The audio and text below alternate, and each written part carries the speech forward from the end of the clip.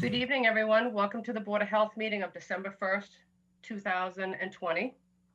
I want to let everybody know that we are being televised live on our local cable access channel on WACA-TV, and this meeting could be broadcast numerous times. I also want to notify you that this agenda is subject to change and includes those items reasonably anticipated by the chair to be discussed at the meeting.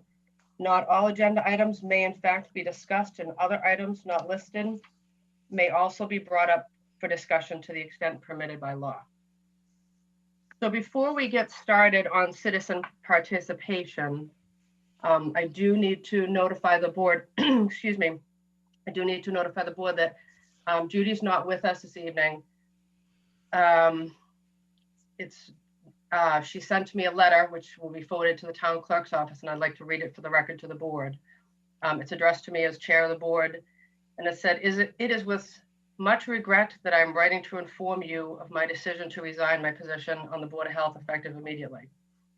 It has been a great pleasure being part of such a professional, hardworking board, and I'm so proud of all the work that we accomplished during my tenure. I have no doubt that the board will continue to be successful in the future. I would like to offer any help you may need with special projects. However, other obligations require that I leave my position. So again, that will be forwarded to the town clerk's office. So again, Judy could not participate in the meeting. We should thank her officially for serving us, and we feel sorry that she had to resign and go out of the board for personal reasons, I guess. Thank you.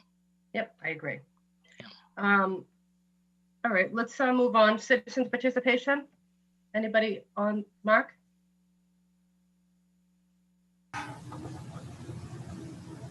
You're muted still, Mark. There you go. Okay, thank you. Good evening, and understand the beginning. Thank you, Chris, for saying what you said. I want to ask through the chairman. I see the assistant town manager's on the line there too. And to anybody that knows, does anybody understand that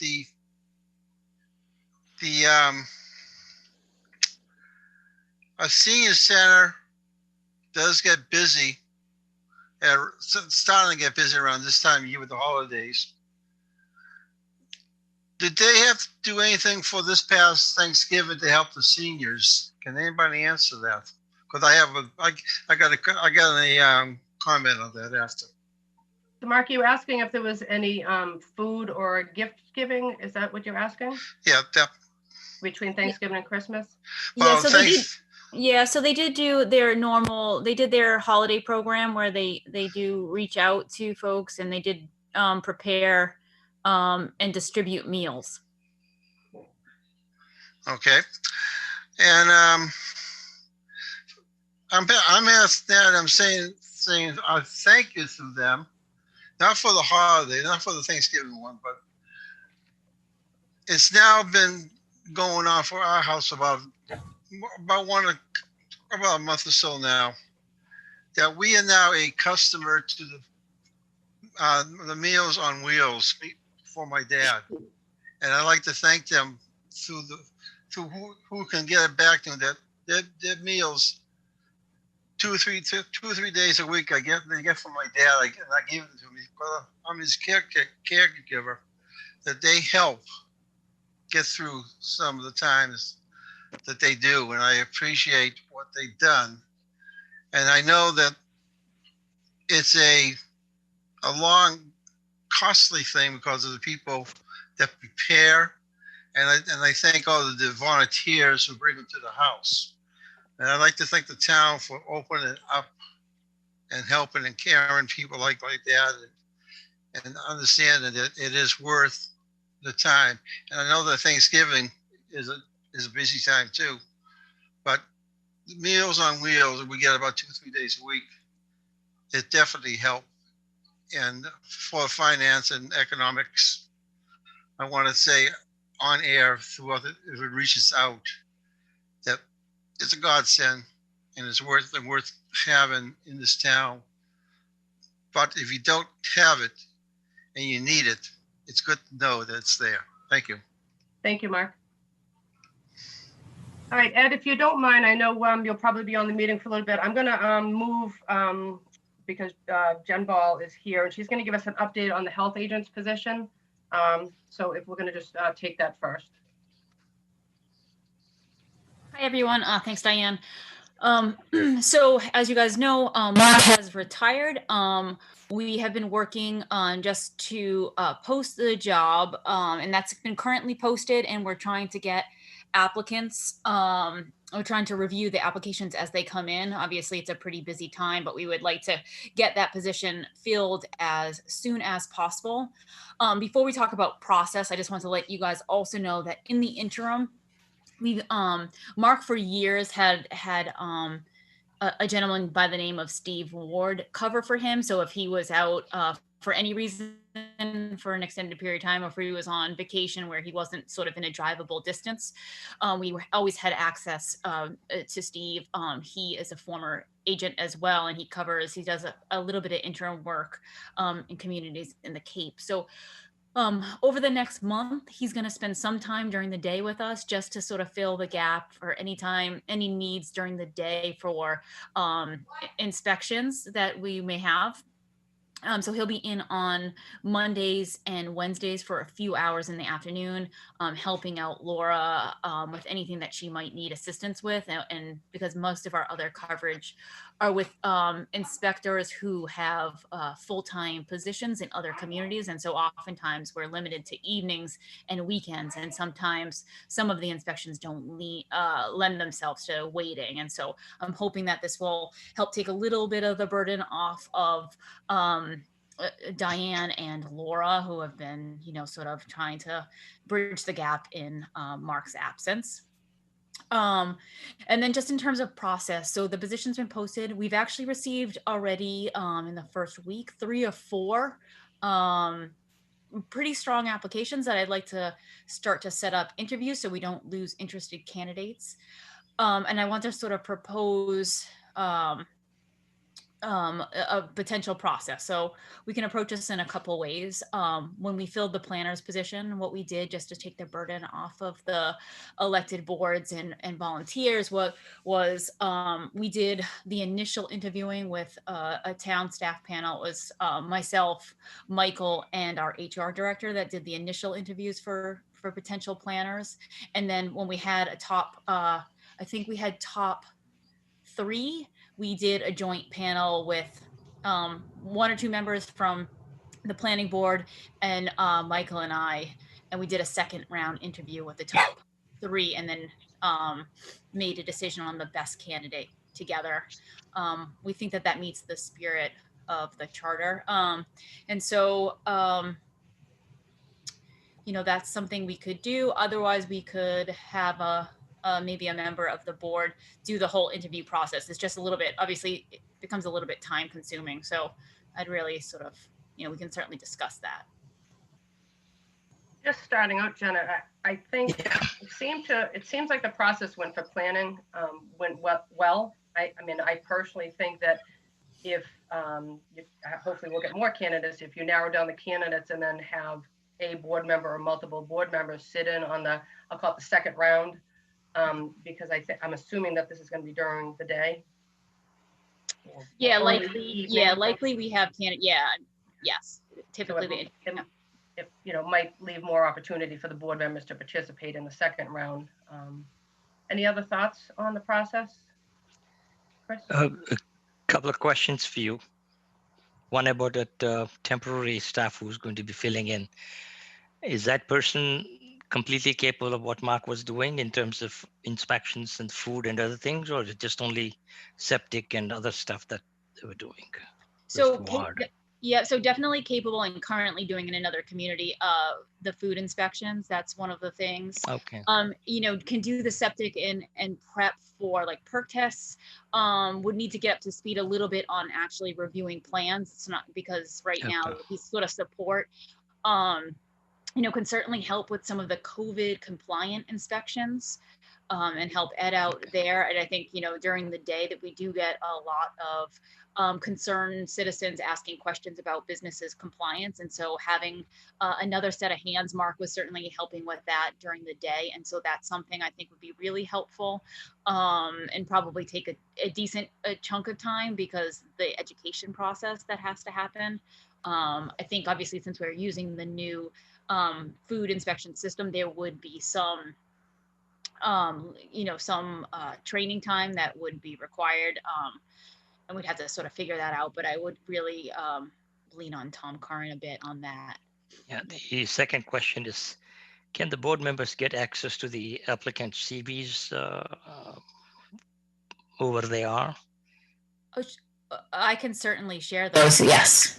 That would be a nice gesture to look at it, and then we can probably chime in afterwards based on what we find KG, out. are you looking for them as they come in, or are you looking? Oh, as they come in, whatever the number that you have, if you have 5 or 6 or 7 or whatever that bundle you have, just send them along or put it in a Google Drive and then give an access to us. We will just go through and then take a look at it. Just Chris, before I move on, I want to make sure that I'm on the right page. So are you going to look at those and give feedback? I mean, did you want to be involved? I could, with and the then first decide round? on whether to come on board to interview them later on, depending on what they Well, have, and if they're all exceptionally good, and I don't think we need to put any input from my side. Well, I'm hoping that the board collectively will make a decision tonight on the actual process, because obviously we want to continue it. So, I mean, I think we should make the decision tonight on if we want to be involved with the first round or the second round, and also if we have one member or multiple members who want to be involved. I think we're down to 4. I think 1 would be sufficient, but I think that if we make that decision tonight, it will keep the process moving. Let me interject here. If you make a decision here to do a board member going and doing the interviews, that becomes a public meeting. No, you're going to have 1 member. You're not having. No, it doesn't matter. Even 1 member, if you make a decision by this board, that becomes a subcommittee. Check with them anyway. Check with the OML with Lisa. Okay. I'm more frequent with an OML than I really want to. So it's not an open meeting law violation if one of our members sit in on an interview. So I can tell you that. Check. So, so Chris, did you have a question? Right. If you make that decision here, it might be. So check with. The decision that's going to be made tonight is on process. The process is if the board members agree tonight to have 1 member sit. Sure. This is my proposal to the board, and we can talk about this. My proposal to the board would be to have 1 member sit on the second round of interviews. So let management, whomever they choose, because I'm hoping, I mean, let's just face it. I mean, let's hope we have 20 plus candidates, and then we narrow it down to, let's say, 6, whatever. Sure. Definitely. Chris, did you have a question? Yeah, well, more just a couple of comments. I've worked for the state for 22 years, and I've served on search committees, municipal search committees for all that time. I'm usually on a search committee at least once a year, and I think the idea that Jen proposed is a really good one. First and foremost, this is an employee of the town, and they're going to primarily be answering to town administration. So, right, if we look at resumes in advance, KG, we may like a candidate that may not meet the qualifications that the town needs. So let the town do all the initial work of vetting the candidates to make sure they meet all of the town criteria to be a town employee. And then let's bring, we can interject, and if one of us wants to be on the committee in the second round of interviews, then it makes much more sense. It's a much more streamlined process. I think it's more efficient for town management, for our time, and for the candidates too. That's fine with me, not a problem. The other question is what I feel is the concern about the food inspection on Friday, Saturday, Sunday. So that's not being continuously done here, because that's when the most population is present in a restaurant or a food facility. KJ. So I just want to make sure that is emphasized when you hire somebody as a possible item. Sure, we can certainly do that. And I mean, we do have Tom that comes in on Saturdays. So right, but that's not enough. The Friday night and Saturday, Sunday, or the other 2 days that you look at it. So Saturday is not alone enough. KJ, we can talk about that offline. Sure. If you're looking for more inspections, we can talk about that as a board, but that's not part of this process. Correct. Sure, Ron, that's fine. Ron, do you have any questions for Jen or any? suggestion? Yeah, the only question, I like both your points. I'm actually surprised that we would have much input anyway, because I completely agree with what Chris said.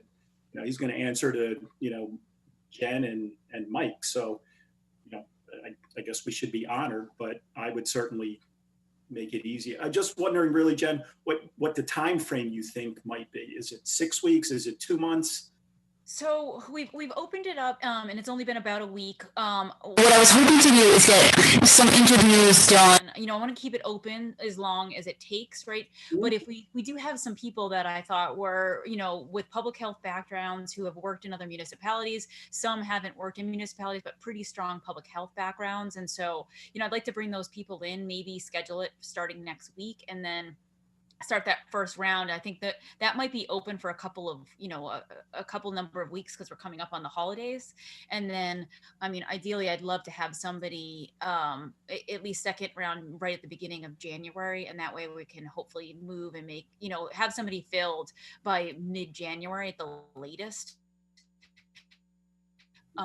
Steve can help us cut through December with our, you know, we're able to get 4 weeks. That's a little bit of coverage, but again, I think in a lot of ways it can be more work for our staff. Like Laura's going to have to get Steve up to speed, but he, you know, he can do some of the daytime inspections, which I think ultimately would be helpful, but you got to balance that. So I do think probably 4 weeks, I think, for interviewing, and then usually depending on where people are professionally, you know, 2 to 4 weeks, they're going to give notice, right? I mean, depending on what level position you have, or if you're currently employed. So I do know there are some people that are a couple of the interviewers, a couple of the applicants look like they're in the middle of a transition, whether they just finished a higher degree and they're sort of looking for their next step. So that would obviously be sooner rather than later. And then others have current positions with municipalities. So there'll be obviously a lead time. Chris, if I can ask you, would you be willing to sit in because you have the experience, or would you have the availability to do that if the? I believe I could probably participate. Yes. And I'm sure if you work with Jen, she can, you know, get your schedule offline and you know. Yeah, we can definitely do that. And I think even with, you know, we can work around, we potentially, I'm trying to figure out if he will be virtual or in person. It's like you lose a little bit on context, I feel like, in the virtual world, but we may need to do that still, just where we are. Can I get a motion from the board members? What should be the motion? To have Chris represent the board for the interviews. So moved.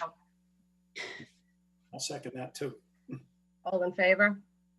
Aye, KG. Aye, Diane. Thank you, Chris. Thank you, everyone. Thank you, Chris. Jen, is that everything? I think so. Okay, awesome.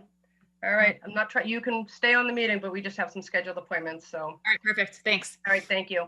Ed, do you mind hanging tight for a little bit? We do have a break and, okay. Thank you, okay, awesome. Is anybody here on the meeting for Excel Gas Station? Yes, this is Ahmed Anthony. Hi, how are you? I'm good, how are you? Good, are you the manager or owner or? I'm the owner, yeah. Okay, okay. Can Melissa? Can they turn on their videos if they don't mind? Yeah, sorry, I was working on that. Yeah. Thank you. Melissa, if you just give us a quick overview, we'll just take each establishment. It might be just a general overview of all of them, but if you want to just give us a quick overview of the inspections. Yeah, so the team that I had just simply walked in and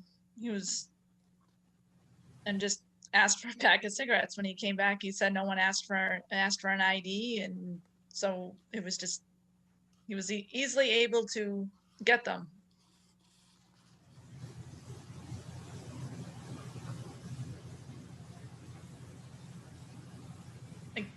I can't hear you. You're muted. Sorry about that. So I was just going to ask, is it Ahmed? Yes. Were you at the establishment and you're familiar with the sale of the tobacco products that day? Yeah, one of my guys was there. He's been with us for 7 years. It never happened that he sold for a minor. However, he made a mistake this time. He was because of the big mask the guy was wearing. He thought he's older, but apparently he was not. That guy been working with us for 7 years. However, I had a meeting with all the employees, and we went over all the regulations, and I made sure the ID. Now, this is my question to the board. Are we allowed to ask people to take off their mask so we can make sure of their age? We actually, the gentleman, Ed Berman in the corner, his Sergeant Berman is our COVID compliance officer. And I'm going to put myself out there and say, no, we could not, because you're required to ask for an ID. So it doesn't matter if they have a mask on. I just wanted to reference you, sorry, Ed. You're required to ask for an ID no matter what. This person, I of course read the inspection report, and this person was 18 years old, didn't have a beard, didn't have a mustache, I'm assuming did not have gray hair. I believe it said brown hair. So, I mean, we don't do this to try to trick the establishments. Okay. But I'll tell you what I saw in the video. Okay. The guy came wearing a very big mask and a big black hat. Basically, all what we can see is his eyes. Okay. We cannot see any beard. We cannot see any mustache. Did they ask for an ID? Details. No, the guy did not ask for an ID. What I'm saying is he made a mistake. I did not say he did not make a mistake. Diane, may I speak for a moment? Of course, Chris, go ahead. So, Imad, what you're set by, if I'm misunderstanding you, so you said you have this employee who's been with you for 7 years and it's never happened before, and this time he made a mistake, but he didn't ask for ID. So what I get from that is this guy guesses every single time based on what he sees, as opposed to asks for ID, and that's the problem inherently. The problem. What you need to do, you need to change the culture of how you sell cigarettes. If you're going to sell cigarettes in the town of Ashland, every single person that asks for a pack of cigarettes has to show an ID. And if they don't have an ID, you don't make the sale. It's as simple as that. I do love it when Chris puts it in better context than I do. But that's exactly the situation, because you don't, whether people are wearing a mask or not, you don't know people's age based on their appearance, and you're making a judgment call, and that's why you were fined, because which by the way is more against the law than asking them to remove their mask to judge someone based on how they look. Right. The other question is that if they fully masked and they're not able to identify with even the ID, they can ask them to pull the mask down for a fraction of a second or so. It should not be a problem. Is that right, Ed?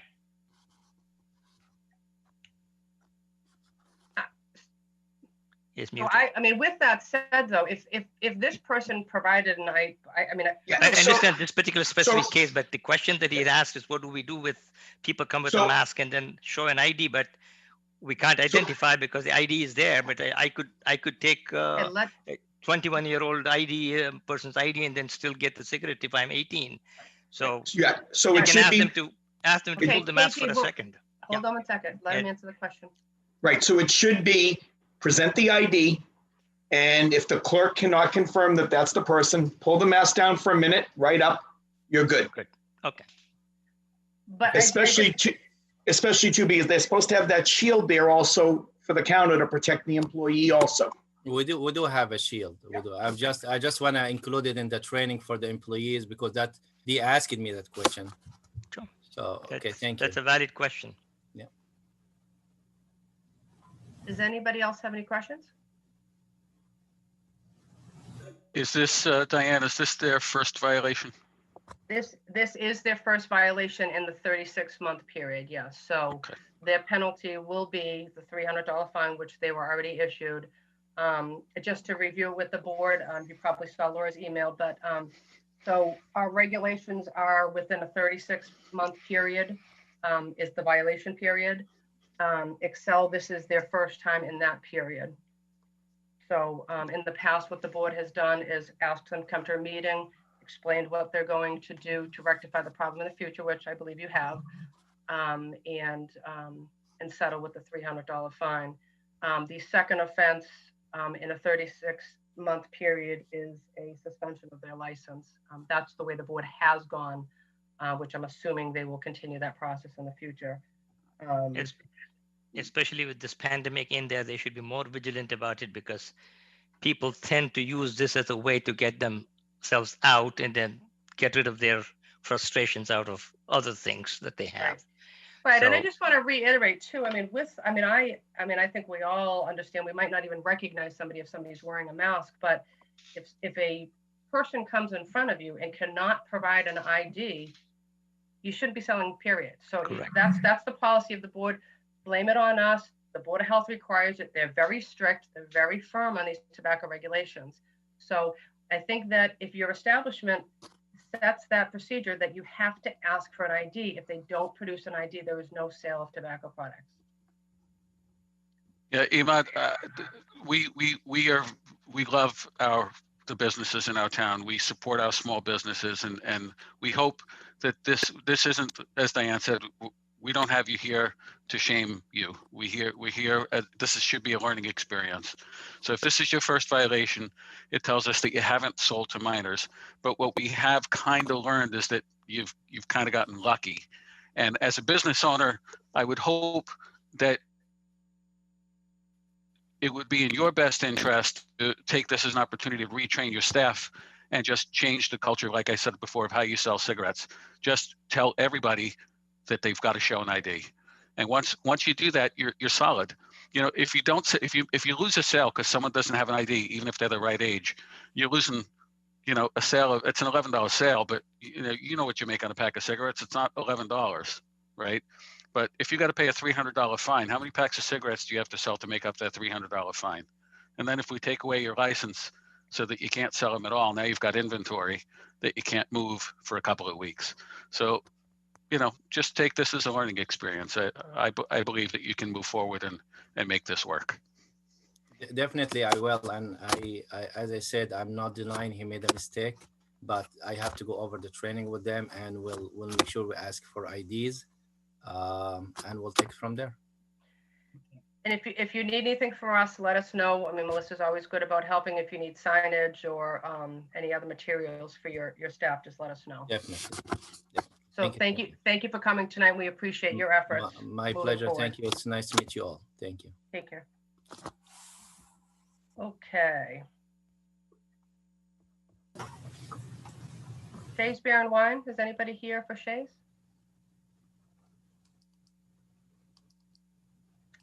All right, I'll give it a few more. We said 6:30. I'll just give him a couple more minutes. Okay, I don't think this is Shay's first violation, if I'm not mistaken, right? This is not their first violation. Yeah, I vaguely recall seeing them before. Okay.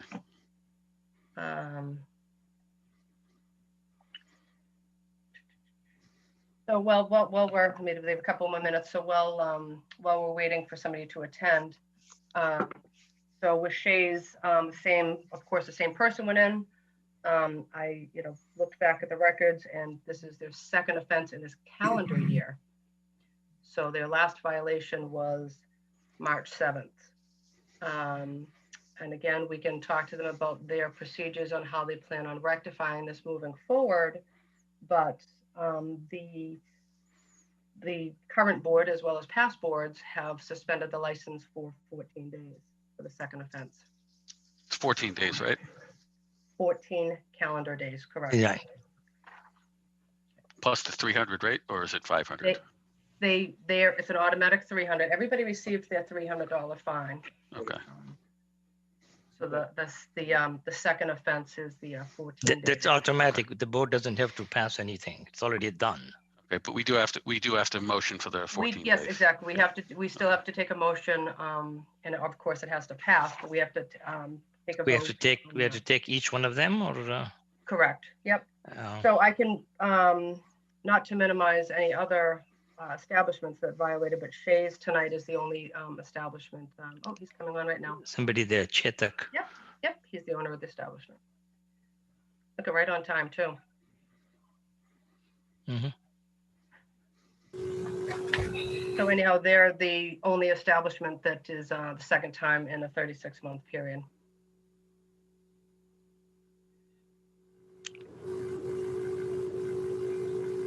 How are you?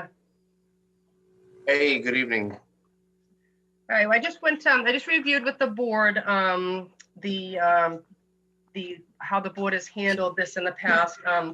We did a brief overview. We do have multiple hearings tonight for violations. So Melissa was kind enough to give us an overview of the violations, excuse me, the inspections. But what I was just explaining to the board, this is your second violation in this calendar year. You sold tobacco products to a minor is March 7th of 2020, and of course now in November. Melissa, do you have anything more to add? If not, I will ask the owner to. No, I mean, it's the same situation. 18-year-old male walks in, asks for a pack of cigarettes and comes right out. Yep. Yeah. So, good evening, guys. This is Che. Obviously, I'm the owner of Che's Liquors. We've and I'm not proud of what's happened. I'm actually, unfortunately, wish obviously this year's been really tough on all of us for everything. But we went through probably 5 different employees in the past 6 months. I've probably spent over $1,300 easily on training. And we obviously, the person that did sell this time is a brand new employee, still training. But we're doing I'm trying to do our best in terms of making sure that my employees stay healthy, as well as get the appropriate training to, making sure we don't have these issues. We've been in business for 11 years with the town, and this is very rare. And I know, it's unfortunate. So we also had our system go down like 3 or 4 weeks ago, which wiped out everything. We had to put a temporary thing in place, got back up and running last week, which usually normally always alerts the, employee to make sure they check IDs. But because we had a temporary system in place, that kind of didn't help our situation. But, it is something that I've been very concerned about, because this is the second time it's happened. And, I've been muddling over on how to better arm our employees. But it is our newest employee that it did happen again too. I mean, so, yeah, and I apologize to the board, and we're going to do what we can on our part to get that employee some more training, which we have since then. The other thing that's kind of sucks, obviously, this is a personal matter more than anything else, is that everybody has these circumstances, but I've had limited time at the shop just because of certain things going on. One thing I just want to say is that, we've had establishments here, whether they're the first offense or second offense, and, people make mistakes, but if the system's down, I mean, they need to get in the habit of just asking for an ID for every customer. So if they ask for an ID for every customer, it's foolproof. And if Right. we just said you weren't on the call, but I mean, if they don't have it, there's no sale. No, and you're absolutely right, Dan. So and we have a brand new employee that started that week, and they've been trained. We usually do a whole entire week of shadow before you get on the register, right? And that person was shadowed, and I spoke with the woman that sold, and she's actually, in my opinion, a very responsible individual. And she's also, like I said, I've sent her to training. She's also done her own tip certification and things like that. And she's just like, I feel super bad. And I said, hey, I get it. You're human, right? But these things can happen. Every single person in that door gets ID'd. Right. And she is the newest employee. And so it was like her 1 week on of her actual, she was on, that was like her first week after she's been shadowed. And so since then I've been very strict about it, and I told her that you have to ID everybody. If I remember, does your system, when it's up and running, but does your system prompt you for a date of birth? So our system has the date of birth on top. We've actually spent I have a machine that sits right next to the system itself. That's, that you can actually scan a specific ID, but we've actually done away from scanning because of the transfer of touch and everything right now. But it does have the ability to actually show you the date that's valid. Okay. Right. But like I said, our POS system down, we went because we lost power and had to do a backup and had a temporary system, but it is back up and running. It was back up and running right 2 days before, 2 days before Thanksgiving. Chris, did you have a question? Yeah, you know, Che, I feel for you because, and because you've been here before, because this is your second violation, I'm not going to go into the whole schlemiel because you Right. know, and you've demonstrated that you know, and you understand. But you're in a very difficult position as a business owner, as all the business owners that are here. I'll extend this to all of you.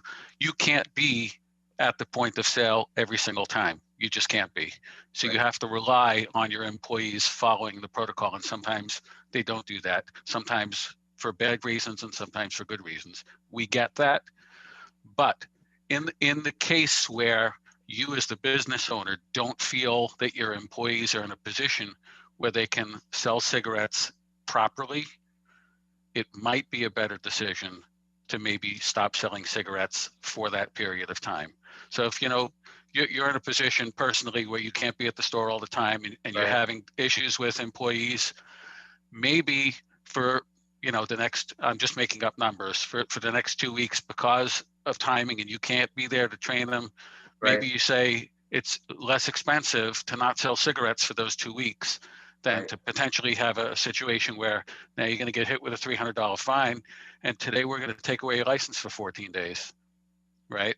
And then the next time it gets even worse, right? So instead of Right. putting yourself in that position, maybe you need to stop and take a look and say, maybe not selling cigarettes for that period of time is the better decision until now. Having equipment and not using it, I get we're in a COVID period, so that I normally I would say, we've had people come before us and say we've got the equipment and we didn't use it. It's pointless to have the equipment if you've invested in it and not using it. In this particular case, I think you have a very good point in that, less transaction, but there still has to be some Right. demonstration by the person looking to purchase the cigarettes to prove that they are of age. And if they can't prove that by showing an ID, Right. then you've got to deny the sale. No, But thank you for coming before us and for explaining. Yeah. Go ahead, Ron. Yeah, thanks. Jay, thanks for the explanation and being honest. And I do believe that, you want to do the right thing. There's just a question. I'm not really in convenience stores much or where cigarettes are Right. sold. Is there a signage in the area that says everyone must show ID to get cigarettes, or do you have a sign backed by the cigarettes for the employees that says? So we actually have a sign right on the front door. It's a big sign that says "No ID, no sale." And it is known. So Right. it's like I said, we've this in the years that I've been in business, the biggest problem I've had is, and I know other business owners in town have had, and I'm sure you guys know, but I've never had the amount of turnover in terms of personnel in my business, because everyone that's a part of our business understands the responsibility, and they're a part of our family, right? So, and they go through the training and stuff like that. But I have, the first time this happened, right, gentleman that did do it, unfortunately, he himself was a firefighter, right? Now, I'm not saying that law enforcement or have better training and things like that, but because it happened, he's like, Jay, I'm worried that I'm gonna, for some crazy reason I would make that mistake. So he quit, right? And then 4 other employees that I've trained quit, and then I have the newest employee now, who unfortunately had that. Now she's also offered to pay the fine and go through more training, and I said, I don't expect you to pay the fine. I expect you just to, ID every single person in the door, But Yeah, you're right. I mean, we have signage all over. I mean, you guys have also provided us with signage, and they're all over the shop. So, I mean, I just don't, I know these, you probably have younger people working there, and I'm sure it's hard to drill it into their head. So just to give them every opportunity to try to do the thing, and there's only so much you can train somebody. Sometimes you're busy and you might forget. That is human. I believe, just like you said. We've had a lot of juggling and shifting that's happened in the last, and mainly because of, like, let's give an example. Let's say one of my regular employees he feels under the weather, so he'll go and I say, because you feel under the weather, I don't want you coming into work, right? So then one of my other employees or myself or whoever is capable, one of the owners, has to cover, and so then they go get testing. We wait for 2-3 days. They come back. There's been a lot of that where I've had to shift a lot of people around, and I think their particular minds have been a little, not as focused. But my goal obviously is to, because I'm behind the helm, is to get them to stay focused and get them to do their job the best they can. So can I make an assumption that you're going to, I mean, of course you operate a liquor establishment as well, so everybody should be carded for both, any purchase. Right. So I'm assuming now what you're going to do is take that ID and have them put it up to the plexiglass in front of you so you can physically see it. So we already see, and I think what's happening is that as a notion of liquor, maybe it's my employees, like maybe it's a psychological thing. Anybody that comes up to the thing, I've noticed, is that liquor, every single customer will automatically just bring their ID out. I've noticed that. Doesn't matter if they're older or they're younger. Most people just naturally present it, and because of that, we obviously check it and do the thing. I feel like maybe because also didn't recognize that cigarettes was also a huge factor, and I've trained her, but I don't know, it's just an unfortunate thing that just. You're right, Jay. You're right. From a consumer perspective, there is more consumers who purchased alcohol in their head are going to feel obliged to show that they're of age to purchase alcohol than they will cigarettes. And most people that you ask for an ID that's purchasing alcohol are honored that you ask them for an ID. I can tell you that I am. Yeah. Right. So that's the Yeah. same philosophy that you should be doing for cigarettes, though, because. And you guys are right. You're right. And again, I think it's just it's a slight psychological thing as well with my. Yeah. And only you, Che, only the merchants have the ability to change that culture, right? Because You're right. consumers are not going to change it unless they're forced to. So, and the only way people that can force them to is the consumers by asking for an ID every time. Right. KG, you have a question? Yeah, following Ron's suggestion that looks like even if the customer doesn't bring the ID, like what they do it for the liquor, the responsibility is with the owner or the staff who's assisting them in the sales. So you might want to remind them by putting an additional sign facing them in front of that plexiglass, which divides the customer from the staff. So that way they also have an additional ability to learn again and say, okay, this needs to be done again. So there's a reminder. Yeah, we've actually added two of them, actually. One that goes right on the desk and one that's like right above there. Now, it's just a. Okay, so the staff knows about it. So that's Right. very well trained, and then, okay. Like I said, most of my staff is very well trained. It's just the new individual that this occurred to. And Maybe you should put underneath saying that a violation causes hefty penalty for the store. Put that writing there. Maybe they'll pay attention to that. Yes. Well, like I said to the last establishment, you could tell them that the board is very strict on this, and I'd rather you blame it on us and have somebody call that we're strict. And I don't want to have to blame it on you guys or us. We should just be able. No, I know. It's Trust concerning. me, It's concerning to me that you're here again, and Yeah. I know, obviously, I know you are concerned as well. I can, just to kind of pull it together, I can tell you that the past board, and I'm assuming the current board sitting here, will be entertaining a motion to pull your tobacco license for 14 days, in addition to the $300 fine.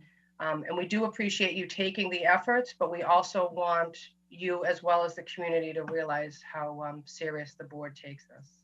No, and I understand that. So. Okay.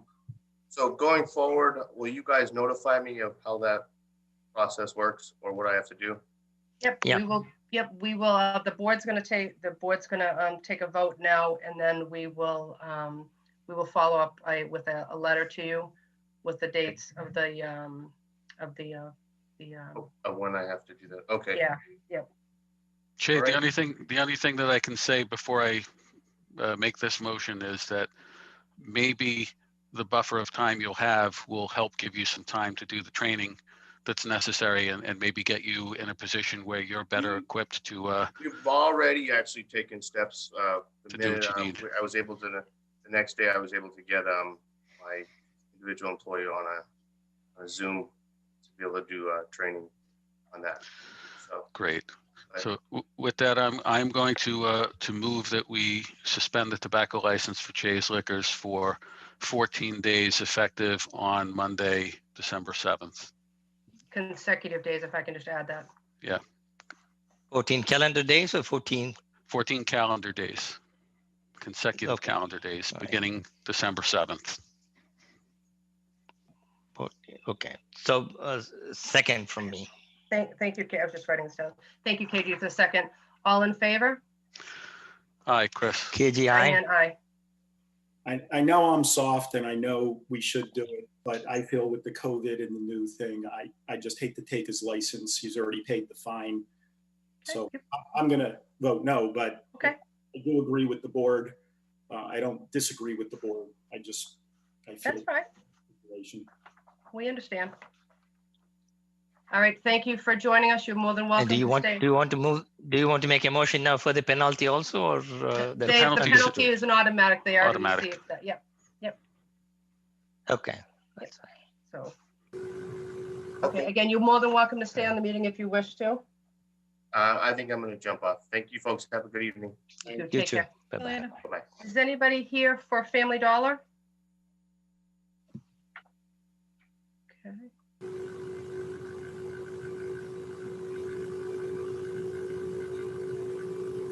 Let's say. Barbara, are you here for Family Dollar? Is it Barbara? Yes? No? No, sorry, I'm just a citizen. I just wanted No to see how worries, your I just meeting didn't know goes. if you were trying to unmute. No problem. I just didn't want to skip over you. No. Sorry, I was just running late. Sorry about that. No worries, no worries. All right, so nobody is here for Family Dollar. Family Dollar, again, the same situation. They are on their first offense.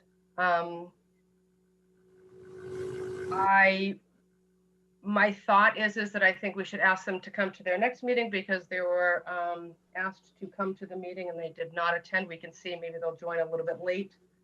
But I think we should have them appear in front of the board. If the board's okay with that. Yeah, is there, Diane, is there anything in the provisions to penalize them for not attending? I'm going to say no, but I will absolutely look into that. I did send them an email with the link, and they said they would be here. So Well, we they can said we can move along, and then maybe they're just running a little bit late. Okay. And then if not, if during the meeting, if they don't attend, we'll look into that, Chris, and just ask them to come to another meeting. Okay. Okay. All right. I know, Bill, you were here. If you don't mind hanging tight, if the board doesn't mind, Courtney Arsenault is here from 313 Cedar Street. We're kind of going to jump around a little bit here. If you want, we'll just, I think we just have to do a quick review of her request. If everybody's good with that, we'll bring that up now. Okay. Hi, Courtney. Thanks for joining us again. KG, I saw an email. You were able to go out to the facility, and I know Judy did as well. Correct. Okay. Correct. Are you comfortable Judy with also moving did that. forward with this? I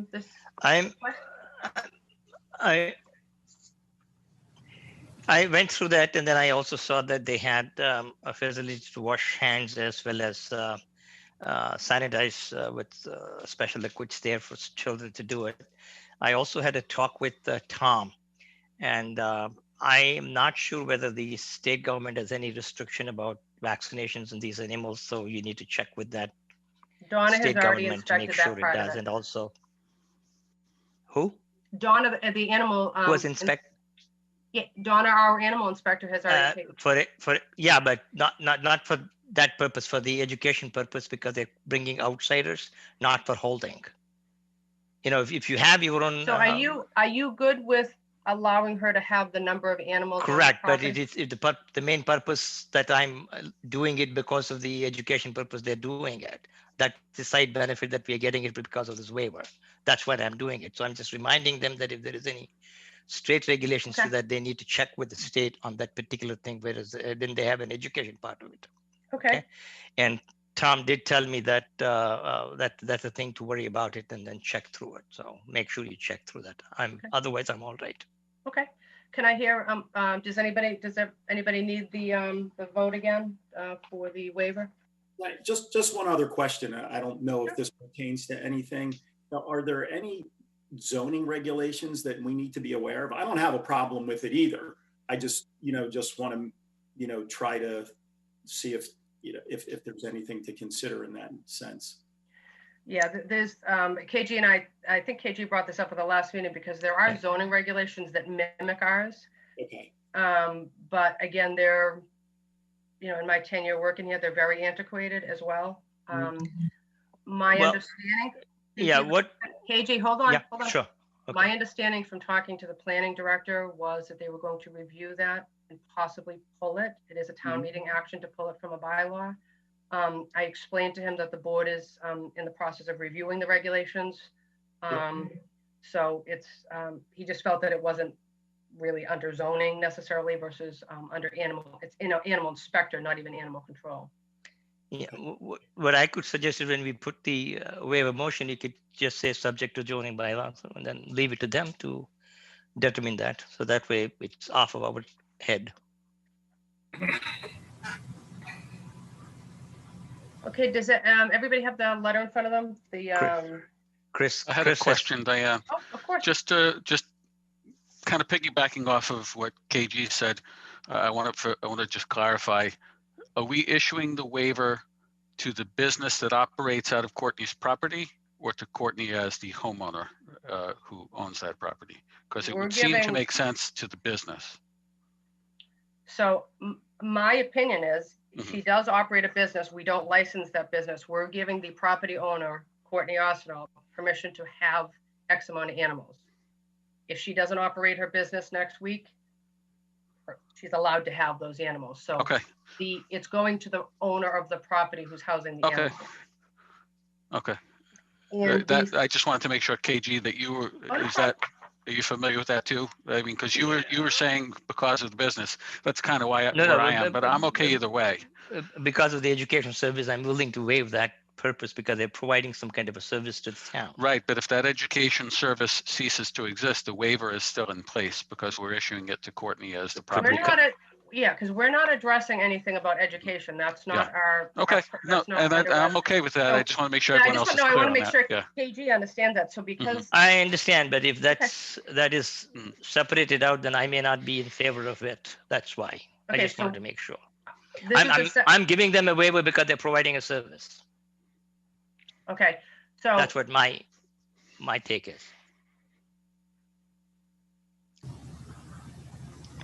Diane, I don't hear you. I don't know what happened. As I actually paused. Do you believe I am actually speechless? Because, and I'm actually speechless. I know that all of you know me very well.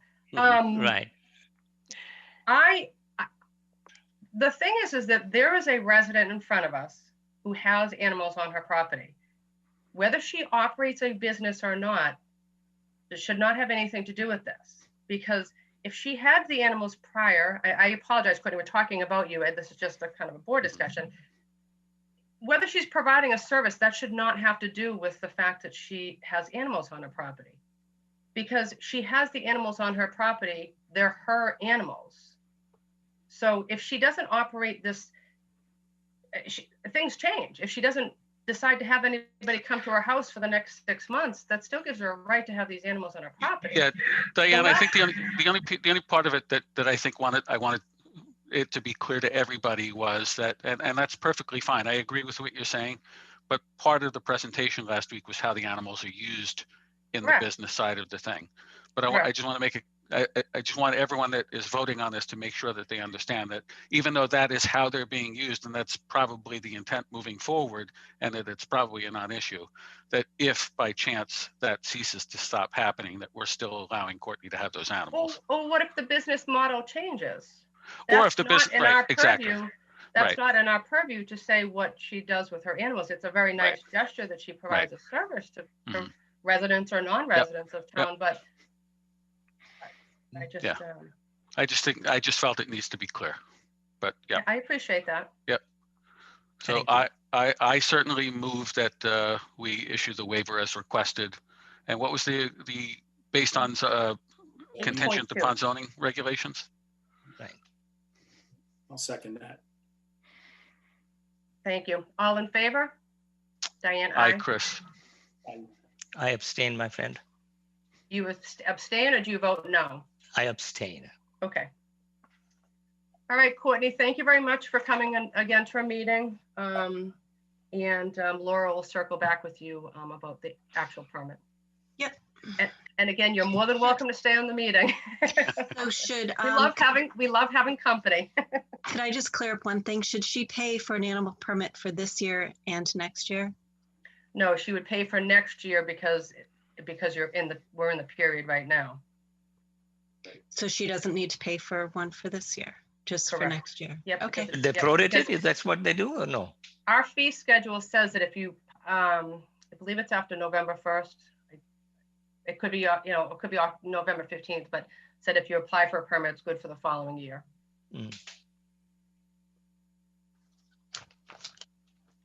All right. We good with that, All right. Laura? Yep. All right, thank you, Courtney. All right, let's see. I just spoke to Erica from Family Dollar. She she didn't get the email because she's the new store manager and it went to somebody else and I just sent it to her. So she should be popping Erica? on. Yes. Okay. All right, Ed's on a call. I'm sure his is going to be longer than a few minutes. What do we, oh, it's 7 o'clock, okay. Yeah. Well, can we move Main Street Wine and Spirits up to now? Sure. If it's listed for a later time, you can't, right? Yeah, I don't want to waste his time. No, I was gonna say it's listed for 7:15, but we didn't have to notify a butter, so we can do that. We can move. We can take Main Street Wine and Spirits. Thank you. You're very Hey, welcome. Bill. Thank you for joining us. Bill, thank you very much for your letter, by the way. Oh, you're welcome. Thank you for reading it. We read them all. Thank you. I was gonna say, I don't know that Melissa might have anything else to add, but do you want to let us know, just go over it publicly with us here? Bill? Well, what I'll do is I'll tell you the actions that I've taken since Melissa visited me on Friday. And to reinforce Mr. Daniel's point, I immediately changed the policy to card everyone every time. I informed the staff of this change, and I posted signs at the checkout for all the customers to see. It's just the fact that you have to dehumanize the transaction in order to remove as much human error as possible. So this way now, there's no thinking involved, just doing, and that's what it's going to be. Started on Saturday morning, and it's that way forever. That's just for every customer who comes for cigarette or no cigarette. Is that I right? agree, Chris. Thank you. I appreciate that. Fantastic, Bill. Great. Well, I've just kind of been doing this for a long time, and I don't need these headaches anymore. Right. So that's going to take care of that. Well, and we know that you've been to, when we reviewed the tobacco regulations with the establishments, and we know you were an avid supporter of making changes, and you were helping us through the process. So I'm sure this was not, you weren't happy to hear that one of your. No, but the person who made the mistake is usually, as Shay said, right on target with what she does. So I'm not really angry with her whatsoever. She feels terrible about it, and I've tried to console her. And so also to KJ's point, I've already decided these past few days that I think beginning February 1st, I'm going to do the same thing for alcohol. Now, I don't know how that's going to affect my business. People, it's not always just the sale of one product or one sale that day. It's people get inconvenienced and they choose not to return. I'll have to deal with that. My thought process was if I lose 20% of my business, it's better than losing 100% of my business. Bill, what I'd like to do as a member of this board, and I'm going to make a personal promise to you as someone who serves on the Board of Health, and I'm going to have, beginning in the new year, I'm going to open a discussion with my fellow board members to find a way at the beginning of the new year to communicate to our town, to the citizens of our town, that if they're going into stores in our town to purchase cigarettes or beer, anything that requires an ID, that they should be expected to show an ID, so that it comes from us too, so that you're not bearing the entire burden. I'll make a commitment to you. I'll make a commitment to you today that I will put myself on that project at the start of the new year. Well, I appreciate that. And if you need any input from a retailer, feel free to reach out to me. I'd be more than happy to help. You got it. I think that's a great idea. Thank you for that, Chris. Thank you, Chris. So, Bill, again, just to conclude, I know you know that you were issued a $300 fine in the past. Yep, and I was gonna say in the past, the board has asked people to come to the meeting and just talk about what they've done, and we appreciate you coming to the meeting and sitting through the other discussions as well. We appreciate you making a big change, and like Chris said, we will work on that. Chris will take that project on, but we will work on that, and I think it's a great idea to let people know how serious, and maybe even after this meeting, if the newspaper gets a hold of that, we will do a press release to them to let people know in our community, we require everybody to show an ID for tobacco. To take, again, because I said that earlier, I mean, put it on us because we require it. So I appreciate your efforts, and I appreciate you willing to work with us on helping with the problem. Thank you. What's interesting is that it just occurred to me that there are some places that have lottery vending machines, and you can't buy a lottery ticket out of that vending machine until you show an ID to it. So people are very willing to show an ID to buy a lottery ticket at a vending machine, but they give hassle to the store owners when they're trying to buy a product at the register. It's unbelievable. We're all about convenience. That's what this country, what we as human beings are. Yep, I hear you, Bill. But thank you so much for your input, for your thoughts, and for the courtesy of knowing. Chris, I guess. Yeah, Chris, I guess they should probably put a cigarette selling machine inside the store instead of stuff. Right. How did then only you get it? That's dating us with vending cigarette machines, right? Yeah. None of us remember those, do we? Oh. Come on. Thank you all for hearing me out today. Yeah. Thank you, and like you said, I appreciate your letter and your response. It was well written. Thank you. All right, and again, Bill, you're more than welcome to stay on the meeting. I'm still at work, so I'm ready to go home. So have a good night, all. You don't want to have fun? Thank you.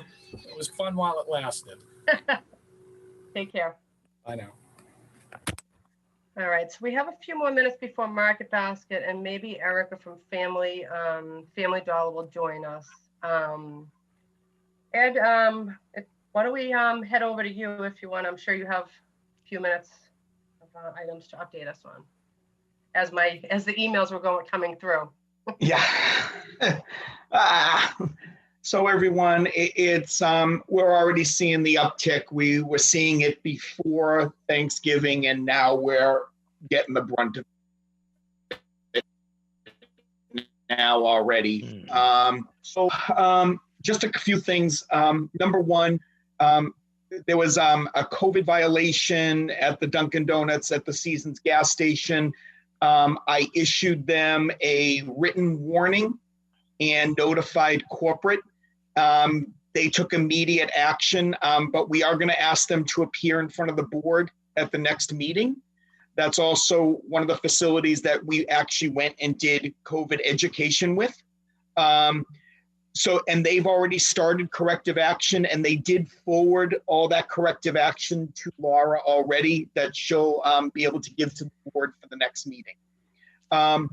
The police department a week and a half ago responded to a large gathering, multiple calls. The officer did a police report, and I actually sent the homeowner a $300 fine under the COVID regulations. So that went out yesterday.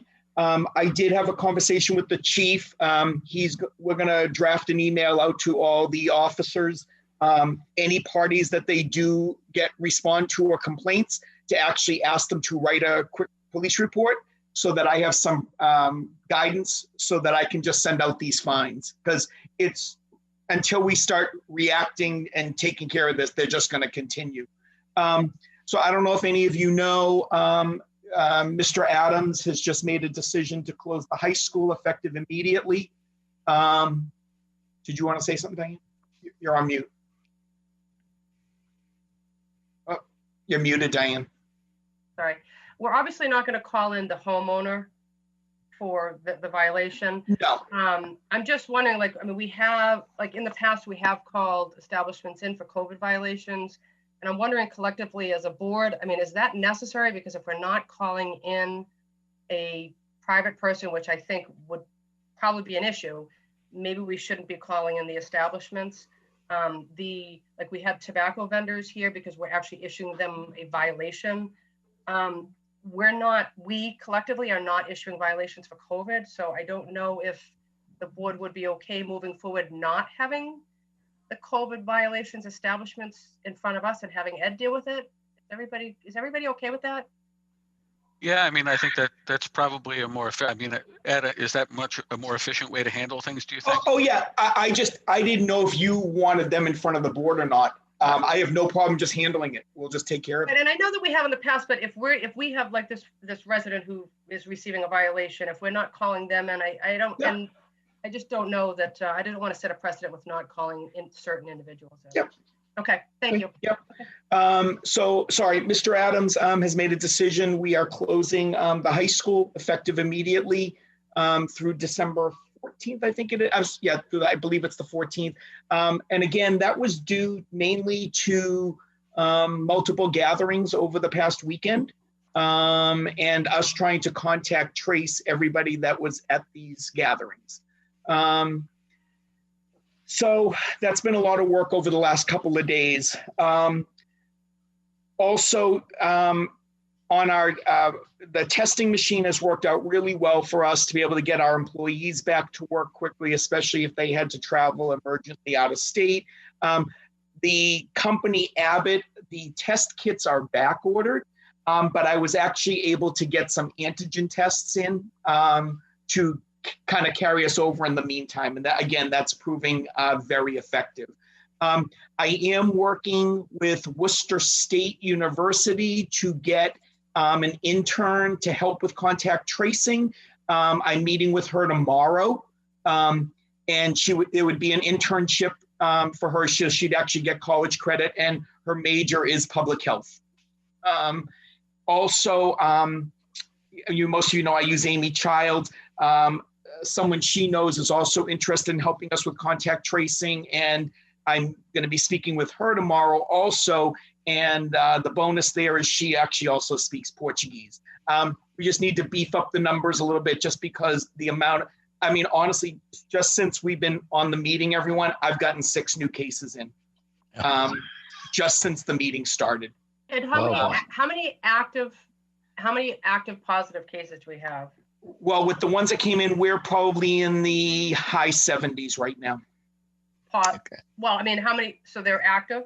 Open, yeah. Yeah, we're averaging, where we used to average 1 or 2 a day, we're averaging 7 to 10 a day now coming in.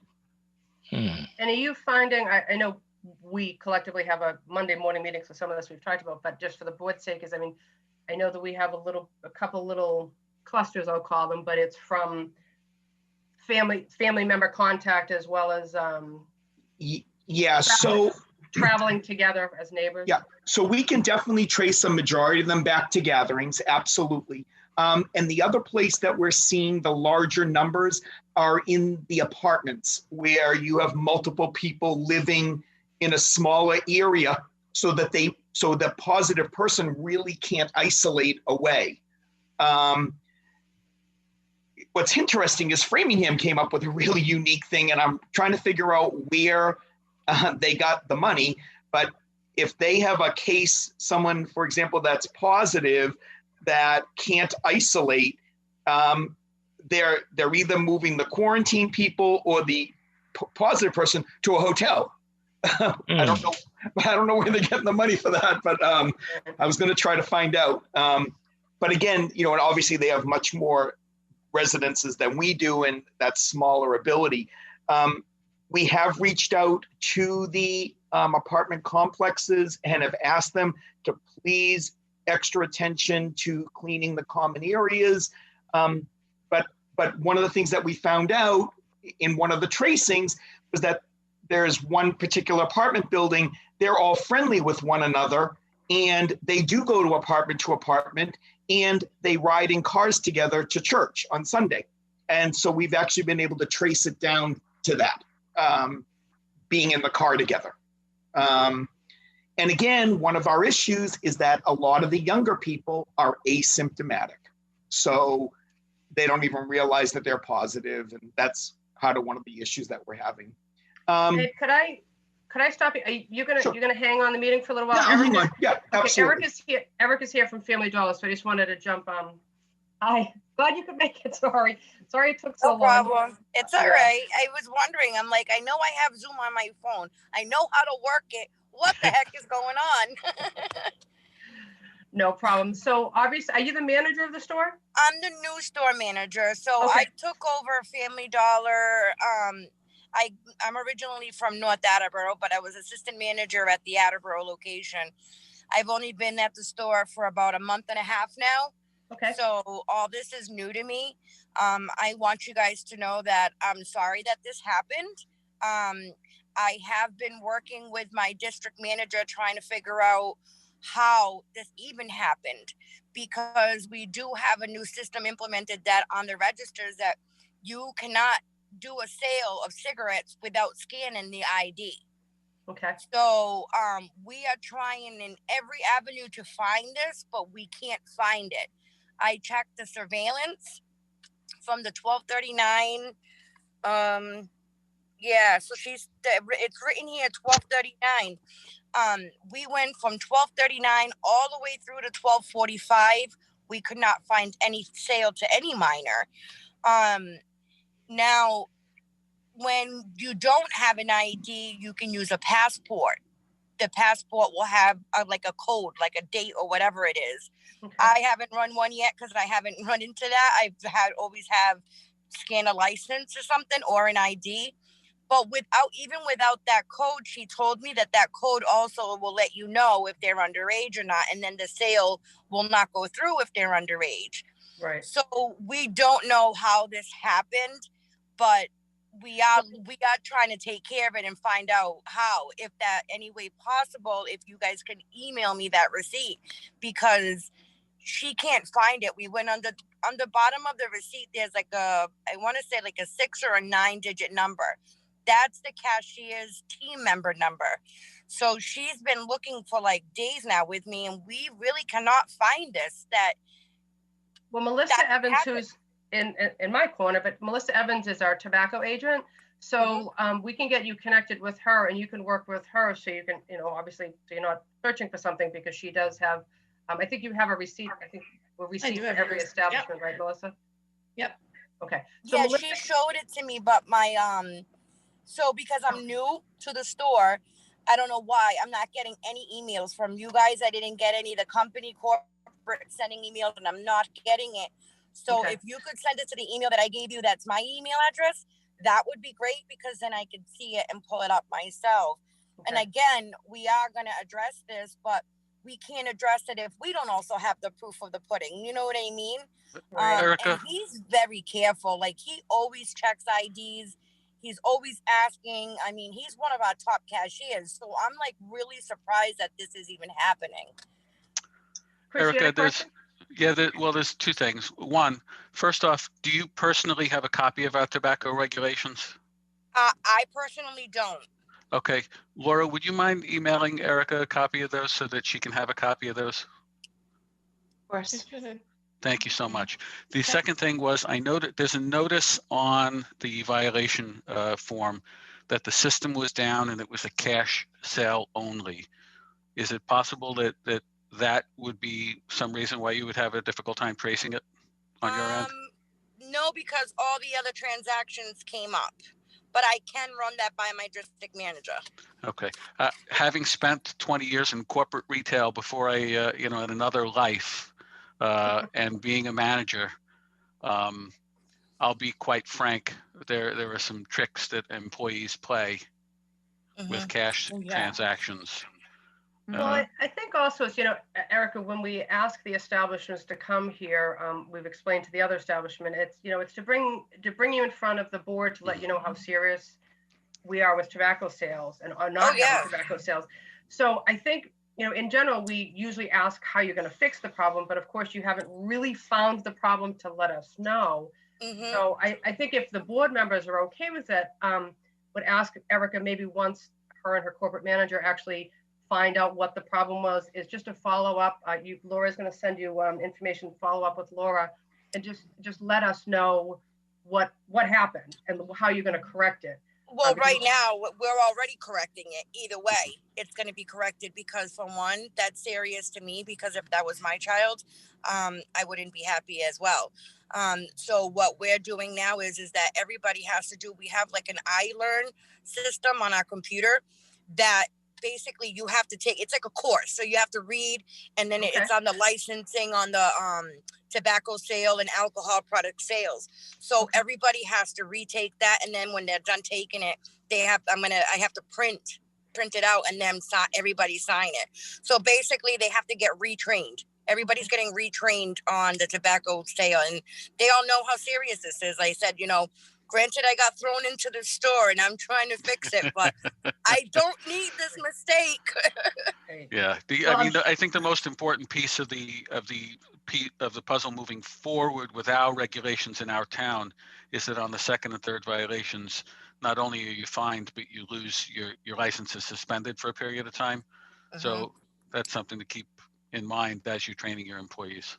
Yeah, well, I can assure you that we won't hopefully not get to that step, because I like, even while I'm up there counting money and a customer comes up and they ask for cigarettes, I look over like, wait a minute, like I am on top of it. But I do want to assure you guys that, I am handling it. He has been written up for it until we can also figure out exactly how this happened, and everybody in the store, all the customers, assistant managers, even myself, we're all like redoing the iLearn for the tobacco and alcohol sale thing that we have. Does anybody have any other questions for Erica? So we kind of concluded that, but I was referencing, like, if you wanted to follow up with us to let us know how they bypassed the system, because it appears that there's maybe a bypass of the system when the system was down or something. If you want to follow up with the board, just so, for the record, that would be absolutely. No, I will. Absolutely. Now, the other thing I needed to ask you, that fine, is that something that the person that sold the tobacco has to pay, or is that something Family Dollar has to pay? And how long do they have to pay it? So you have 21 days from the date of the violation to pay the violation notice. It's up to you what your policy is, whether it goes to the employee or to the business, the corporate. But we charge the business. Correct, but that's what I'm saying. It's up to you. If you charge the employee, that's clearly up to your corporate. I mean, we charged Family Dollar for the violation. We have no say on that.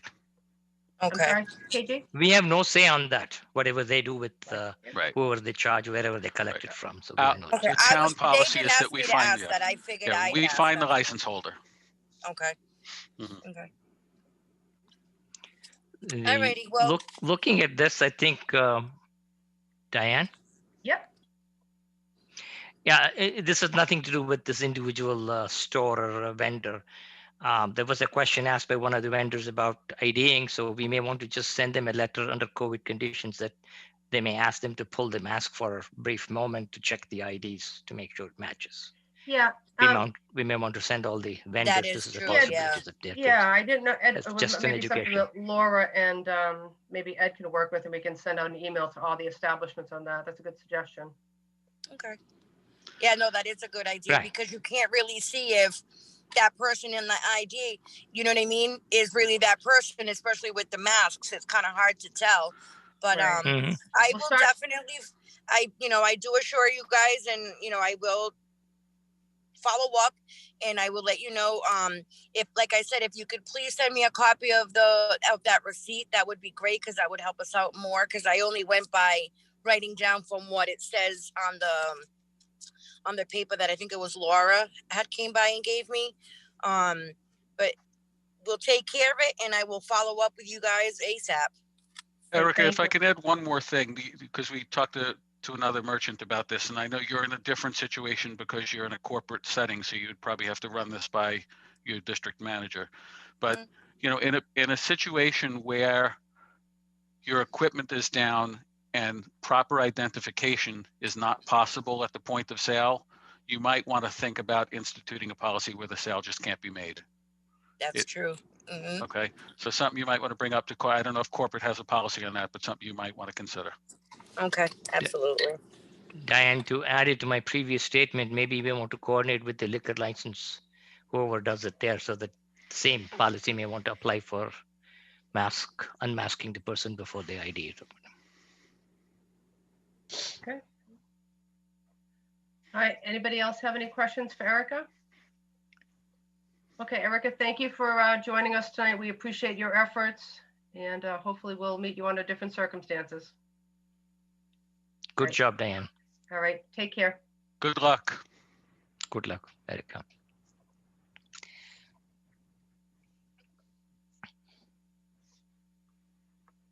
All right, we'll move along. I see Mike is here from Market Basket, and I know. Good afternoon, everybody.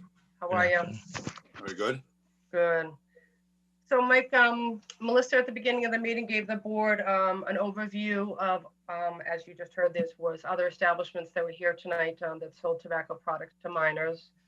So if you want to just let us know what happened and how you're going to fix it at the establishment. Very good. Thank you for your time, by the way.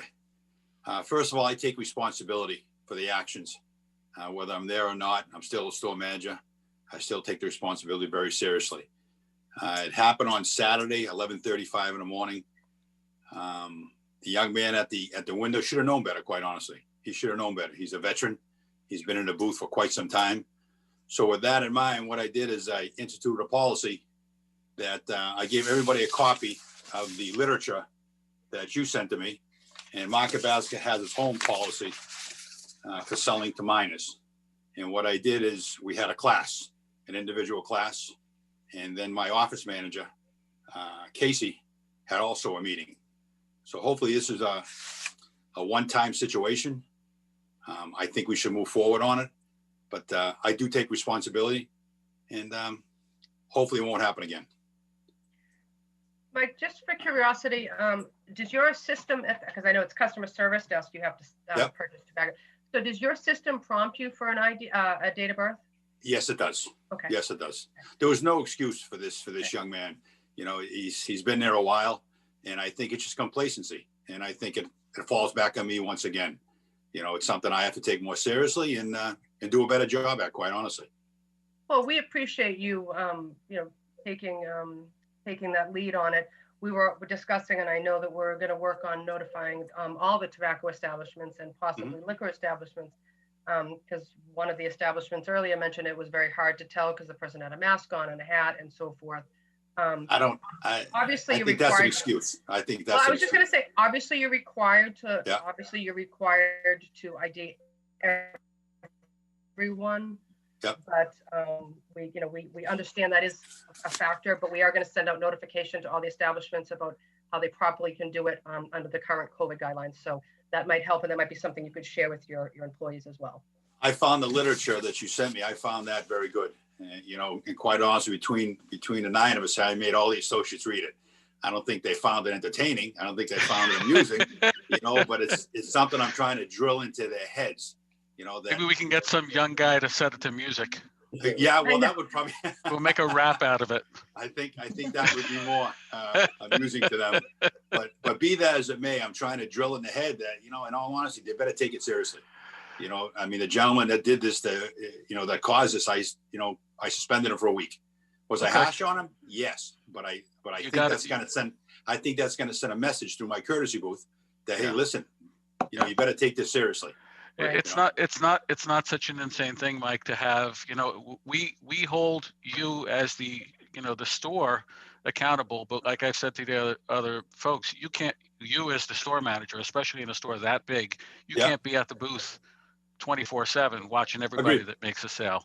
So, it's not an insane thing, especially in a company as big as Market Basket, to have a company policy for employees who violate that if it's a company policy that you've got to check IDs every time and they don't, then, you have a 3-strike policy. I gave it a lot of thought. I was thinking of whether it be a verbal warning or whether I was going to suspend him for a week, even though he's a good kid. But I think that suspending for a week sent a big ripple through the water.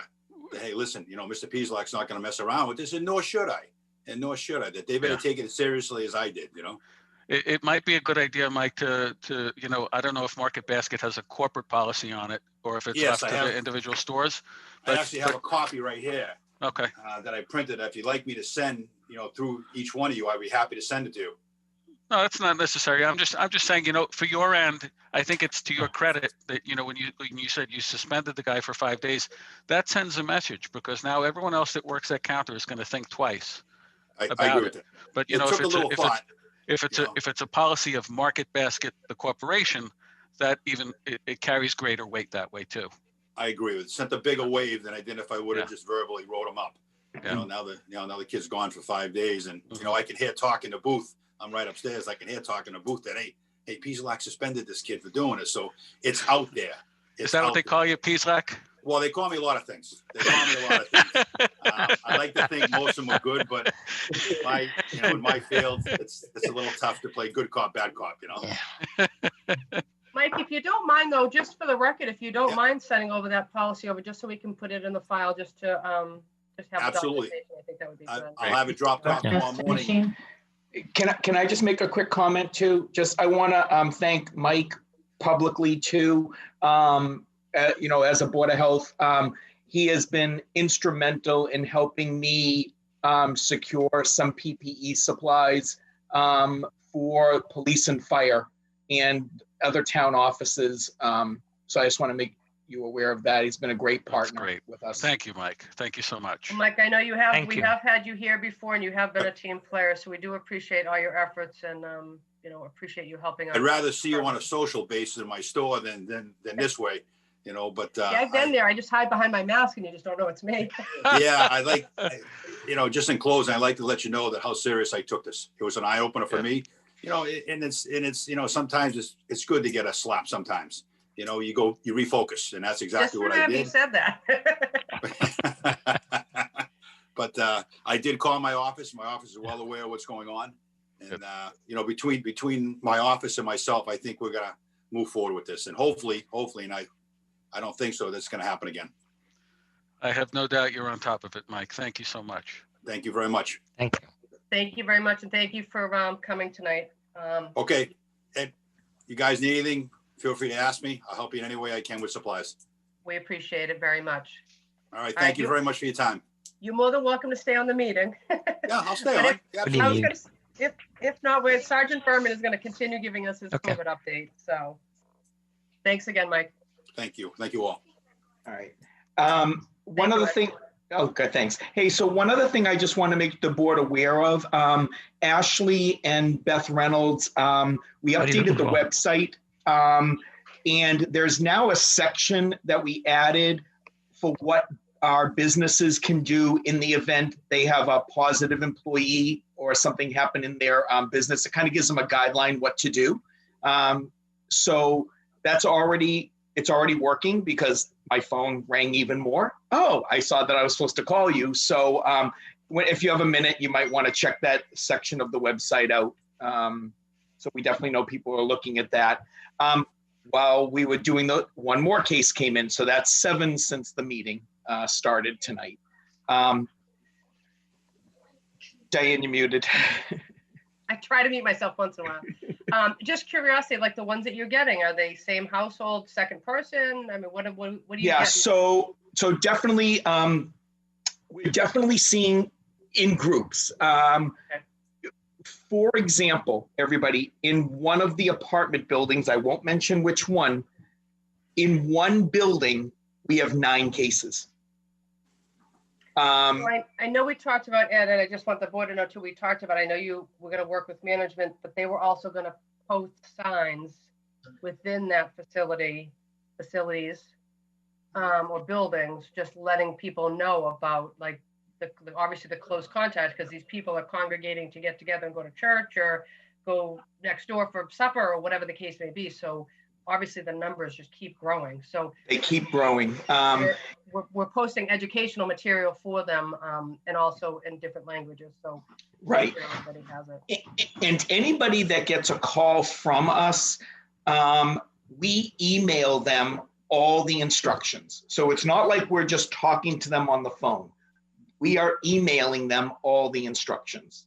So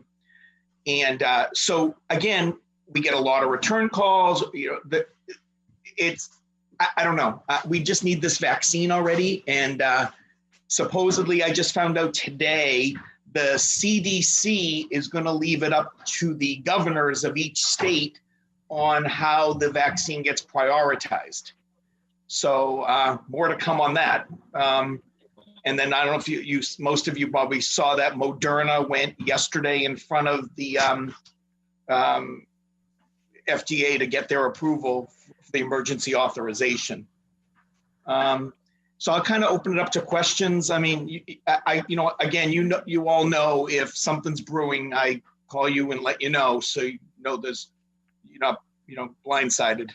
Yeah, just something. Are the apartment building 9 cases, are those linked to any potential one, let's say, illegal thing where there were more than 10 people, or was it, do you know? So honestly, what in this particular building, they all know one another. That's what we figured out. So they're going apartment to apartment, and they're also sharing rides, going to church together. And it's that close contact that's creating this. People don't realize that, people think if they're masked, it's going to prevent it. No, it's to try to reduce the risk. That's why when we tell people you are a close contact, if you're within 6 feet or more for 15 minutes or more, cumulative time over 15 minutes. And we're very clear when we say masked or unmasked. Does not matter that 15 minutes. And I think sometimes, people think, oh, I had a mask on. Well, no, that's not going to prevent you.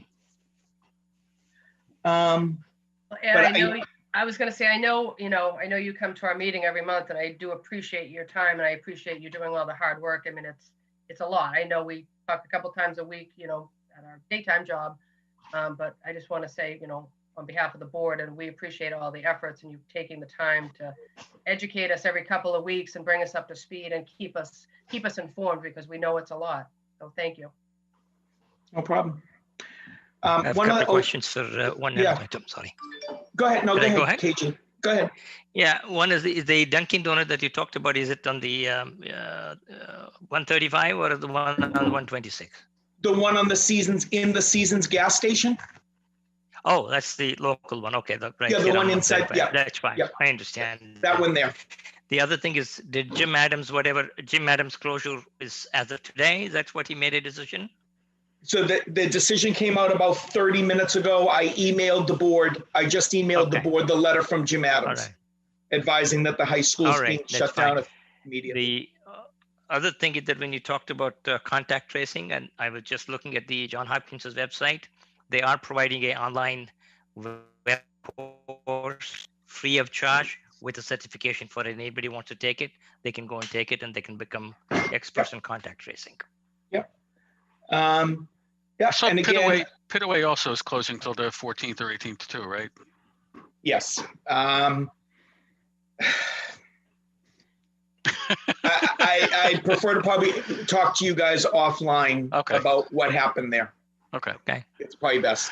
You know what, Ed, are you taking care of yourself? Are you taking time to take a breath? Yeah, I'm not even just talking about sickness. I'm just talking about mental health. Well, I tried not to do anything on Thanksgiving. I tried not to. Because that's again, important. It's important because to all of us. Don't get overburdened. But because of Friday and because of the quote gatherings Saturday night, Audrey LaCroix and I were on the phone all day together on Sunday. Just trying to get a handle on it. And Ed, I know you know this, but I mean, of course, we might not be able to do close contact tracing or anything, but if you need any help from us as members, just let us know. Sure. If we can do anything to help. So. Yep. Sure. Yeah. No. And I definitely think if this just continues this uptick, we're gonna need all hands on deck. Again, I'm really looking forward to meeting this girl tomorrow from Worcester State. And I also, just so you all know, I did reach out to Regis College also because they have a nursing program, but I just haven't heard back from them yet. Does Henry College still have a nursing program? I'm not sure. I could check. The reason why is back in the day, they used to administer our flu vaccinations for our flu clinics. I did have, at the time, it was the teacher was my direct contact, but I'm assuming she's not there anymore, but that might be another option. Yep. Simmons has a nursing program, and Boston College also has a good nursing program, so you can reach out to them too. Yeah. I know a lot of the bigger schools are already kind of contracting out with the CTC. So that's why I figured out, and we did have good luck with Worcester State already for the previous semester that we had a couple of, they actually helped with the flu clinic and with some contact tracing, and it worked out really well. Mass Bay must also have some nursing, right? We do. I would think, and Ed, you can correct me if I'm wrong, our nursing program is an ADN, it's an AD level program where looking for an RN. I would think you might want to have RNs already that are going for advanced degrees, right? For the contact tracing, any little bit of, I would consider that, Chris, if you could get someone in touch with me. Sure. And again, especially like if they can get some kind of credit, or something for doing it, Well, I could put you in touch. I could put you in touch with our dean of that division, and I could probably get you some contacts from Framingham State as well. I know some of the people over there.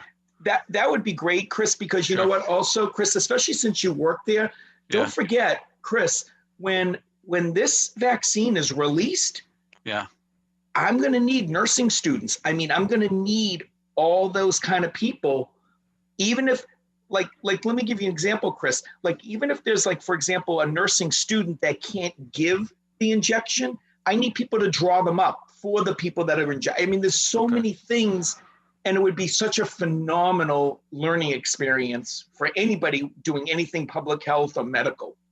We have EMTs and paramedics as well. Absolutely. Okay. Yep. Absolutely. That's great. Thank you for that. Yeah, Chris, we should probably start working on that ASAP, you and I, and let's see what we can do. And, we can do I can do trainings through Zoom. All that kind of stuff on the contact tracing. Okay. Get people up to speed. Okay. I'll shoot an email to the dean tomorrow. Yeah. Great. All right. With all of this said, I'm going to segue into, Ed, if you're all done, I'm going to segue into next, just to let the board know. I have not heard back from Lisa Mead on the IMA for Framingham. We sent it over. She was on vacation, but so we're waiting for her to get back to us before we go in front of the select board.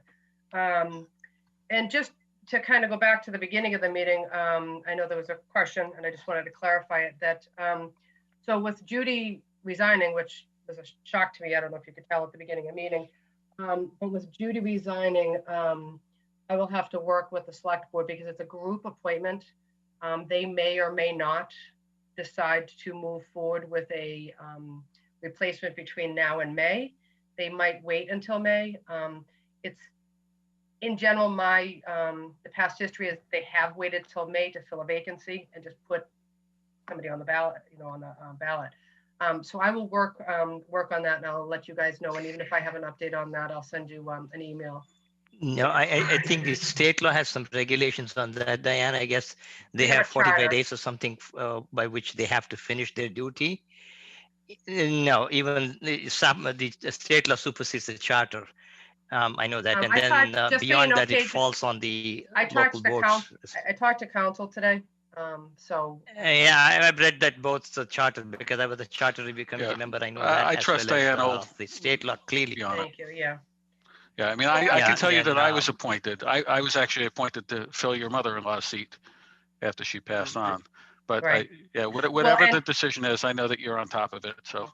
Yes, and it's funny because then I ran for election for the remaining seats. So so I'll keep the board up to speed on what we're doing, on that. If the select board is notified, they have 45 days within which they have to do it. Otherwise, it falls on the responsibility of this board to appoint one. If they fail to do one, that's what it is. Thanks. All right. So moving on, I know the board has, I apologize, I'm shuffling papers.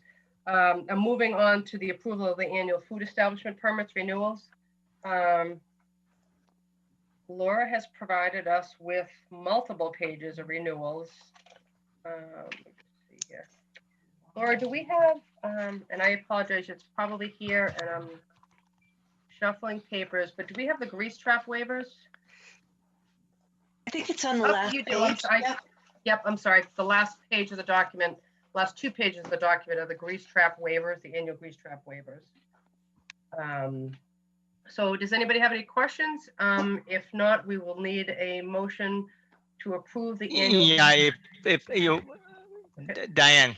Okay, let me just get the. Because the temple is involved and then, right, but before you do that, because the temple is one of the grease trap waiver requestee, I guess. Is that right, Laura?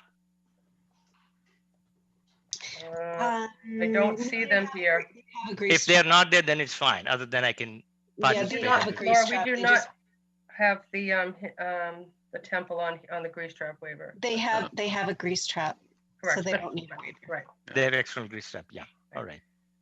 So what I was saying is we need 2 different motions that we would need to. You need 3 different motions because the temple also has a food permit and I cannot vote on it.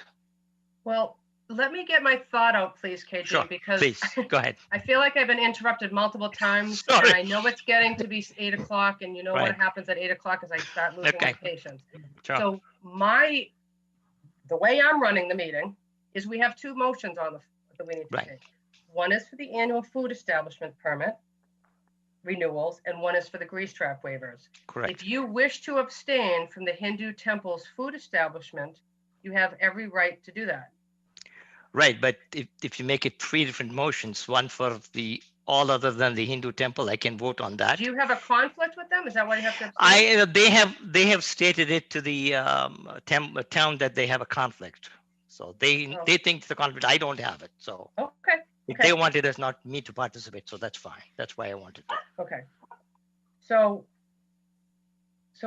the first sorry, little dog. The first motion I would entertain is to approve the annual food establishment permits without is the proper name, is it still New England Hindu Temple? Correct. Good. Excluding the New England Hindu Temple. Do I hear a motion? So moved. So moved. Oh, thank you. Second. Thank KG you. second. Yeah. All in favor? Aye. KG. Aye. Okay, and then the second one would be a motion to approve the annual food establishment permit for the New England Hindu Temple. So moved. Second? Second. Thank you, Ron. All in favor?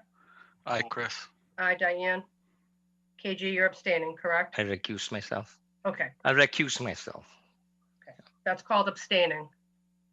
The I last don't know.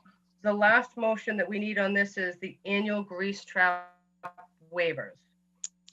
Right. So moved. I second that. Thank you. All in favor? Aye, Chris. Aye. Aye, KG. Okay. All right. So moving along to the budget review. I'm assuming that everybody took a peek at it.